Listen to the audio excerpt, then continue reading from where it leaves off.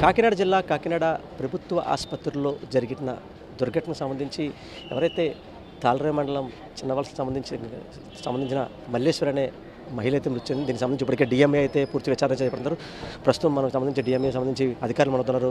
వారు అడిగి మరింత సమాచారం అడిగిన ప్రయత్నం కూడా చేద్దాం. సార్ చెప్పండి, ఈ మధ్యకాలంలో జరిగిన 2 ఘటనలు చోటు చేసుకున్నాయి. ఒకటి వారం రోజుల క్రితం జరిగింది, ఇది 4 రోజుల క్రితం జరిగింది. ఎవరైతే మల్లేశ్వరి ఈ ఘటనకు ఇప్పటికే డిఎంఏ విచారణ చేస్తున్నారు. అసలు ఎటువంటి విచారణ చేపట్టారు? ఇవాళ ఈ దురదృష్టకరమైన ఘటన ఏదైతే జరిగిందో కాకినాడ గవర్నమెంట్ హాస్పిటల్లో, దాని గురించి సమగ్ర విచారణ చేపట్టాలని గవర్నమెంట్ ఆదేశాల మేరకు మేము ఇక్కడికి రావడం జరిగింది డిపిహెచ్ గారితో కలిపి.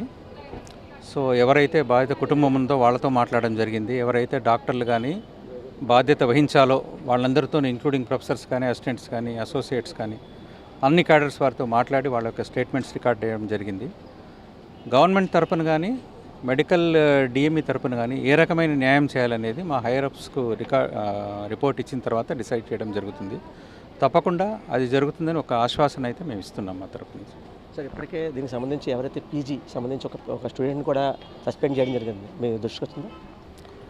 వచ్చిందండి. అది ఇంకా సమగ్ర విచారణ తర్వాత ఎవరి మీద ఏ రకమైన చర్య తీసుకోబడుతుందని మీ అందరికీ తెలియజేస్తాం తప్పకుండా.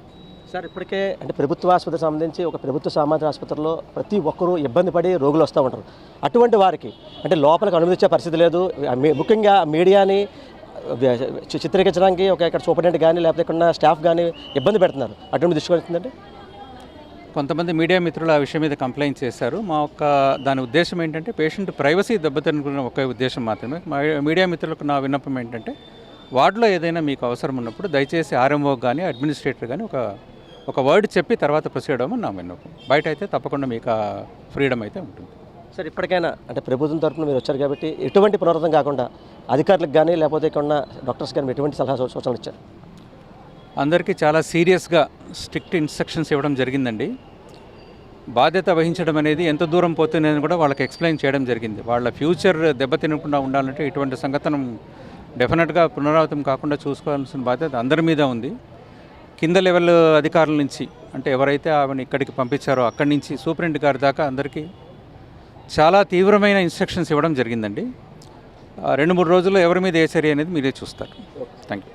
చూసాం కదా, ఓవరాల్గా అంటే ఈ జరిగిన దుర్ఘటనకు సంబంధించి ఇప్పటికే పూర్తి విచారణ అయితే చేపడుతున్నాము. ఎవరైతే బాధితులు కుటుంబాలు ఇచ్చిన ఫిర్యాదుపై దీనిపై పూర్తి విచారణ చేపడుతున్నాము. రాష్ట్ర ప్రభుత్వం ఇచ్చిన ఆదేశాల మేరకు ఎక్కడ ఎటువంటి ఇబ్బందికరమైన వాతావరణం తలెత్తుందో అవి మరీ తలెత్తకుండా దానిపై పూర్తి విచారణ చేపడుతున్నామని చెప్పి డిఎంఏ అధికారులు చెప్పే పరిస్థితి కనపడుతుంది. ఇదే కూడా తాజా పరిస్థితి. కెమెరా పర్సన్ సతీష్తో రాజేష్, ఐ న్యూస్, కాకినాడ జిల్లా, కాకినాడ ప్రభుత్వ ఆసుపత్రి నుంచి.